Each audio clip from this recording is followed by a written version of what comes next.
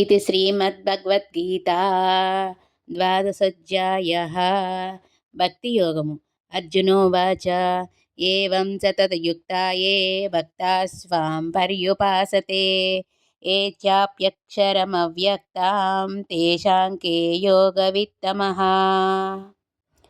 श्रीभगवानुवाच मय्यावेश्य मनो ये मां नित्ययुक्ता उपासते श्रद्धया पर्योपेतास्ते मे युक्ततमा मतः। ये त्वक्षरमनिर्देश्य मव्यक्तं पर्युपासते सर्वत्र गमचिन्त्यं च कूटस्थमचलं ध्रुवं सन्नियमैन्द्रिये ग्रामं सर्वत्र समबुद्धयः ते प्राप्नुवन्ति मामेव सर्वभूतहिते रतः। क्लेशोऽधिकतरस्तेषामव्यक्तासक्तचेतसाम् अव्यक्ता हि गतिर्दुःखं देहवद्भिरवाप्यते।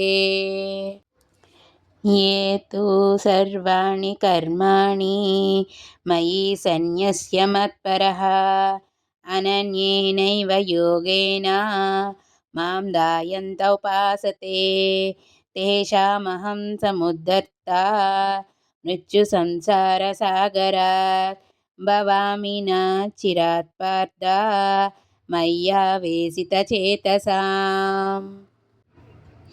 मय्येव मन आदस्व मयि बुद्धिं निवेशय निवसिष्यति मय्येव अत ऊर्ध्वं नः संशयः। अदचित्तं समाधातुं न शक्नोषि मयि स्थिरम् अभ्यासयोगेन ततो मामिच्छाप्तुं धनुञ्जय। अभ्यासेऽप्यं समर्थोऽसि मत्कर्म परमो भव मदर्थमपि कर्माणि कुर्वन् सिद्धिमवाप्स्यसि।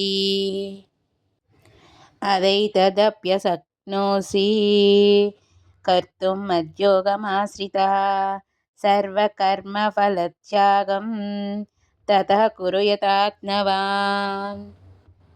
श्रेयो हि ज्ञानमभ्यासात् ध्यानात् ध्यानं विशिष्यते ध्यानात् कर्मफलत्यागात् त्यागात् शान्तिरनन्तरम्। अद्वेष्टा सर्वभूतानां मैत्रः करुण एव च निर्ममो निरहङ्कारः समदुःखः सुखक्षमी सन्तुष्टः सततं योगी यतात्मा दृढनिश्चयः मय्यार्पितमनो बुद्धिः यो मद्भक्तः समे प्रियः। यस्मान्नो द्विजते लोको लोकान्नो द्विजते च यः हर्षामर्षभयोद्वेगोर्मुक्तो यः स च मे प्रियः। अनपेक्षः शुचिर्दक्षः उदासीनो गतव्यदाः सर्वारम्भपरित्यागी यो मद्भक्तः स मे प्रियः। हृष्यति न द्वेष्टि न शोचति न काङ्क्षति शुभाशुभपरित्यागी भक्तिमान् यः स मे प्रियः।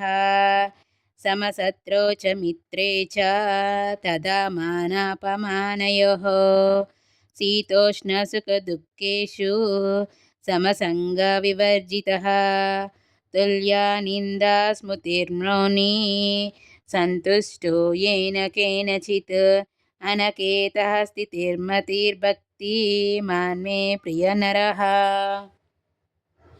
ये तु धर्मामृतमिदं यदोक्तं पर्युपासते श्रद्धादानमत्परमा भक्तास्ते तीव मे प्रियः। ॐ इति मद्भगवद्गीताः द्वादशोऽध्यायः सम्पूर्णः।